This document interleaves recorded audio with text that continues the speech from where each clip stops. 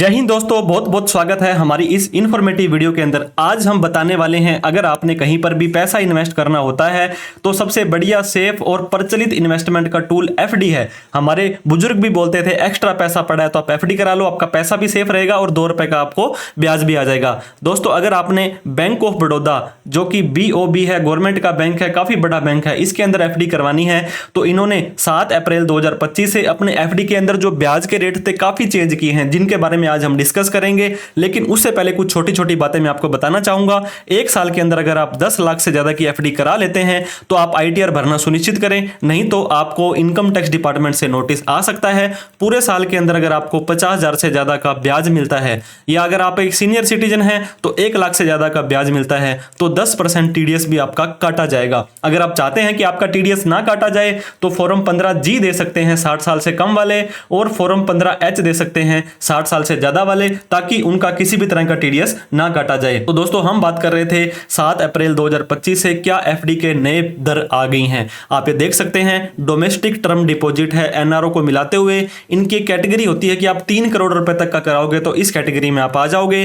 दोस्तों, किसी भी बैंक की एफडी आपको करानी हो तो आपको ये टेन्योर देखना होता है, और इस टेन्योर के हिसाब से ही आपको ब्याज मिलता है। यहाँ पे मोस्ट ऑफ द केसेस में 7 दिन से लेकर के 10 साल की एफडी आप करा सकते हो, लेकिन आपको कौन सा पीरियड सेलेक्ट करना है जहां पे आपको ज्यादा से ज्यादा ब्याज मिलता हो। दोस्तों, फॉर एग्जांपल मैं आपको बताना चाह रहा था, आप ये देखिए, अगर आप 45 दिन तक की एफडी कराते हो तो 4.5% का ब्याज है, और 46 दिन की कराओगे तो 5.5% का है। मतलब टेन्योर में 1 दिन बढ़ाया और यहां पे आपका 1% सीधा ही ब्याज बढ़ गया। तो इस चीज का ध्यान दें, जहां पे आपको ज्यादा ब्याज मिल रहा हो। जब भी आप कहीं पर एफडी कराते हैं तो आपके पैन कार्ड की, आपकी एज के हिसाब से आपको कैटेगरी में बांटा जाता है। ये देखिए दोस्तों, एक तो रेजिडेंट या जनरल पब्लिक होती है, ऐसा कोई भी व्यक्ति जो 60 साल या उससे कम का है वो इसमें आ जाता है। दूसरा होता है सीनियर सिटीजन, 60 साल से ज्यादा वाला व्यक्ति यहां आ जाता है, और ऐसा कोई भी व्यक्ति जो 80 साल पूरा कर चुका है वो सुपर सीनियर सिटीजन होता है। इनको भी कुछ ना कुछ एक्स्ट्रा बेनिफिट देने की हर बैंक, इनकम टैक्स वाले बहुत कोशिश करते हैं। तो अगर आप 7 दिन से लेकर के 45 दिन की एफडी कराते हो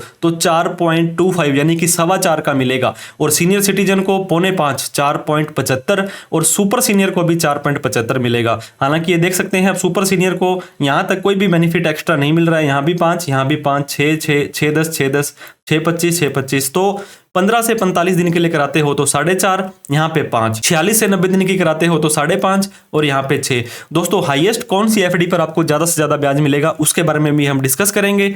91 डेज से 180 दिन के लिए 5.60, यहाँ पे 6.10, 81 दिन से 210 दिन के लिए 5.75, यहाँ 6.25, 211 दिन से 270 दिन के लिए 6.25, और यहाँ पे 6.75 का ब्याज आपको मिलेगा। इसके अलावा दोस्तों, 271 दिन से लेकर के इनकी एक और एफडी है, 271 दिन से लेकर के 365 दिन की कराते हो तो 6.50, और यहाँ पे 7 मिलने वाला है। पूरे 1 साल की कराते हो तो 6.85, यहाँ 7.35 मिलेगा। 1 साल से लेकर के 400 दिन की कराते हो तो 7%, 400 दिन से 2 साल की कराते हो तो 7%, 2 साल से 3 साल की दोस्तों 7.15, और सीनियर सिटीजन को 7.65, सुपर सीनियर को 7.75। यहाँ पे 0.1% का, 0.10 का ज्यादा ब्याज देने की कोशिश की जा रही है।